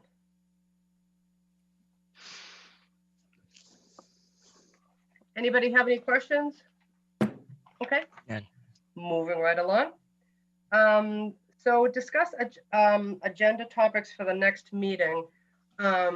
So we may need to have another meeting this month, depending on where we go with the vacancy position. I will let the board know it would be probably very few things on the agenda, but I'll work with Tara Ward, legal counsel, on what the next step is. So I'm not too sure if we would need to meet prior to the select board or we would go to the select board to discuss it. So does anybody have anything else that they would need to discuss this month that would require a meeting? No, we can put for January. For January, we can just put a note to discuss the communications, tobacco communications. Chris, does this include notifying them how to identify a masked person? Is outside that, right? We'll discuss it, as a group when we discuss it. Yeah. Because if they want to notify them now, because it's better to send it out now, isn't it? Yeah, it's with the holidays, it's not going to happen, KJ. Yeah. I think we're just going to have to wait until the new year. Barbara, before you go, I know you are new to attending a Board of Health meeting. Didn't know if you had any feedback or wanted to say anything to the board. I was actually just trying to type. My typing is not that fast. So I was just typing to say thank you so much. It was very informative. I got a lot of information from just, listening to you guys. And I just sent an email, text to Ed because I was telling him I'm a nurse. Okay, great. It was meant to be. That's fantastic. I know it was meant to be that I just came into the meeting today. Yes. So awesome. Thank you. Thank you for your service. With him. Yes. Thank you. Thank you so much. Well, that's great. We also, and I know it's, we usually have it on the agenda, but we have a medical reserve corps that we're working on getting new members to for the same thing. If we have a clinic in the future, or it could be even a contact tracing, things like that. So if you want to work with Ed, and then maybe we could see about getting you on our medical reserve corps. That's a little bit broader, but it's still a very good group, and we're trying to do some trainings after the first of the year. So that would probably be good for you. Oh, good. Great. Well, thanks for visiting with us tonight. It was nice to see a different face. Here. Yes. All right. Take care. Barbara, also, if you attend future meetings, at usually the first item or the second item of every meeting is citizens participation, and that's where we allow any citizen of the town to participate in the meeting and offer comments and any issues. So just keep that in mind. And even with that, is we usually meet the first and the third Tuesday of each month. This month we met a little bit early. Again, we may meet again this month, but we always post our meetings online. You can sign up for notifications for when our meetings are posted. So if you wish to attend, that would be great. I will. All right, well, thank you for joining us. Thank you. Have a good night, everyone. You too. Okay. So back to the next meeting. So I don't think unless we have to deal with the vacant position, I don't think there's a need to meet this month. Is everybody good with that? Yep. Okay. And then the tobacco communication, I just want to circle back to that for a minute because I know that I have to see if it's still active. I don't know if that's the right word, but we have somebody who we hired to do education for tobacco. So that might be good to have that person get involved with what we're talking about. And because we've had so many establishments sell, I mean, it's probably be a perfect time to do some really strong education and help the establishments out, because I think all of them were feeling the pain, so to speak. So that's a great idea, Chris. I appreciate that. Do you All think right. do you think we need to increase the number of inspections that we do, frequency, or leave it as it is? Because this is an unusual number of 6 establishments being caught on one day. I thought that same thing, KJ. It's a lot. We could do that. I think maybe it would be a good discussion for our January meeting. Of course, we don't want to give them heads up, but I think we just, we obviously just need to look at the budget to make sure we have the money for, I'm sure we do, but have more inspections. And maybe we concentrate on, like, if January is the month, or January, February are the education month, because last year was March. Not that I'm saying that we're going to do it again in March, but my point is if we educate, maybe we find that when we're in off cycle, maybe we'll do an off cycle. And I mean, I agree. I wasn't happy about the results, so I agree that we could probably, and maybe it'll be something that, hopefully by then we'll have a new director and be able to do that as well. So yeah, I think we should start with the education after the first of the year, and then see if we can get some inspections. All right, if that is everything, everybody, I will take a motion to adjourn. So moved, my friend. Hold on. Just 2 things, so we don't have to discuss this tonight. Just in our regulations, and anybody who can answer, I know Chris did this. When you look at section D, number 3, identification, it says that basically anybody under 21 years of age needs to be or cannot buy them, but it says verification is required on somebody who looks 40 or younger. Mm-hmm. So, is that a state thing, Chris, to your knowledge, or was that a local thing? Because we should remove that last thing. I remember asking to remove that, and I can't remember why we didn't. I want to say that I vaguely recall Mark saying that was taken from the state, but I don't know if it's a state law or a state guideline. Right. If it's just a guideline, then I feel like we could probably remove it. But maybe we should review that again, take it off. Well, I was gonna say, Laura, do you mind sending something to Sure. I was gonna say Marsha. It's not Marsha, right? Cheryl, thank you, Cheryl Sabara, because I know Mark worked with her. Maybe just run that section by her to see if that's a requirement. Yeah, no, I think it was just a recommendation, but I can double check. I think what we'll do, Chris, though, is for the January is we'll put on just tobacco control, so then it'll cover everything that we're talking about. Yeah. Yeah, just to have a discussion. I'll try and come up with some ideas in the meantime, and everybody else, if you have any thoughts between now and then, we can discuss them. And what I can do for you, if you want, I can find out if that woman is still on our payroll, so to speak. Again, I know with COVID, we haven't done too much, but it might be something you could work with her. And then at least if we set what we want to do, maybe she can do the enforcement, because that's what she actually does, is education. Yeah, I think there's probably a bunch of different ways we can go down. Something that we always look at when we communicate, how are we communicating most effectively with everybody, right? So we can put something on the website, but then we eliminate the few people that may not have access to the website or may choose not to go there. We can put something in the newspaper, but that eliminates the people that don't read the newspaper. Something I'd like to look into is it possible to do an insert in billing that goes out, to property tax bills or water bills or. So I know that there is a cost of that because we don't do it in-house. So I think that's, so to speak, the only problem with that, but we can find out how much it is. But how much is it, and do we have the money to get it, or is there grant money, or can we partner with Decisions at Every Turn? Maybe they can offer some grant money, or maybe they have access to grant money. Doesn't these clerk's office send a note for everybody to register for the voting or something annually? They mail something. For the census, that doesn't get mailed to us from us, though. Yeah. We don't mail the census ourselves. Yeah, it's all third party. Yeah, we don't do it here. That's what I'm saying, is there's a cost because we have it's all outsourced. Yeah. Right, and the same thing with the tax bills. We don't physically do them ourselves here. Right. Yeah. But I'll get the cost because it might mean. Listen, if it's $100, it's worth a month, something. Of course, so, yeah. We can also use. But I do agree with you. When I saw that 6 establishments sold, I said, okay, did we do something wrong? Did we what? Where's the gap here? So I agree. I think it might be. You could use the Yeah, you could use the social media that Chris, you have it, as well as the town has it, as well. Again, as every town angle, managers, every angle we notice can that do, have. we can use, we'll use, KG. But you know, the question is, how do we maximize to everybody?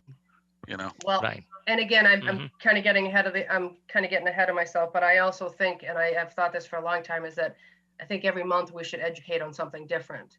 So I think it wouldn't be bad to, know about certain things that are upcoming that would spark people's interest and educate them on ahead of time, whatever the topic may be. So, I mean, it might be a good discussion that we have about multiple topics that we want to educate. So.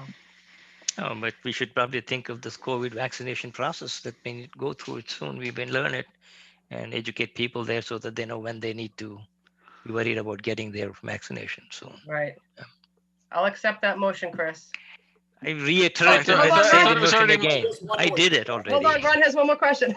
It's not necessarily a question, just throwing it out to the board. I'm not a big fine guy, but I like the threat of fines. I don't know how effective that is. Just with the COVID thing, just reading the Framingham source, apparently they have $1 zillion of fines out there. They've collected a few, but the threat of it, I don't know how they're going to collect it. I don't know who enforces it. I don't know who made it. Was it the select board? Was it Sam Wong? Was it the mayor? Was it the board? So I was going to say, Ed's not. My understanding is the governor set them. Oh, the governor did. Yeah. Okay. So the penalty it's a governor's order. Again, I don't remember when or what. I mean, Ed's not with us anymore, but that gives it gives Ed the jurisdiction. Because the violation notices that we issue to the tobacco establishments are under, it's called non-criminal disposition, that the town had to adopt in order for us to issue those violations. This we didn't have to adopt because it was a governor's order. And they set the fine. It was no 100, 200. It's just, it's just $300. It's just set. No, but I'm saying for the COVID. That's what I'm talking about. Oh, I thought it was 500 that they're doing. I think it's $300. I thought. Okay. Yeah, I was looking. There was a story in the source that they had thousands of dollars of fines out. Yeah. So I think that from what I understood, and again, I don't have a reliable source on that, but from what I understand is what if they don't pay it? No, I hear. Because non-criminal disposition you can take to the district court. I don't. Getting together, at some parent's house, maybe they say, hey, you know what, we can get fined for this because there's more than 10 people if we have an outbreak or somebody complains. I don't know, how you enforce it, but if the town, anyway, if the town has a policy on fines, and you don't pay it, there's usually town policy or some kind of a policy somewhere. If an establishment that we find for tobacco doesn't pay within 21 days, the policy is that we send them a notification, give them another 10. If they don't pay, we take it to district court. I do not know the timing or the enforcement behind COVID, but it would be good information that maybe if Ed could just send it out to us, that would be good. Okay. All right, guys. All right, Chris, I'll take a motion. Again, move that motion to adjourn. Thank you, KG. Second. All Hi, in Chris. favor? Hi, KG. Have a good night, everyone. Thank you. Good night, everybody. Good job. You too.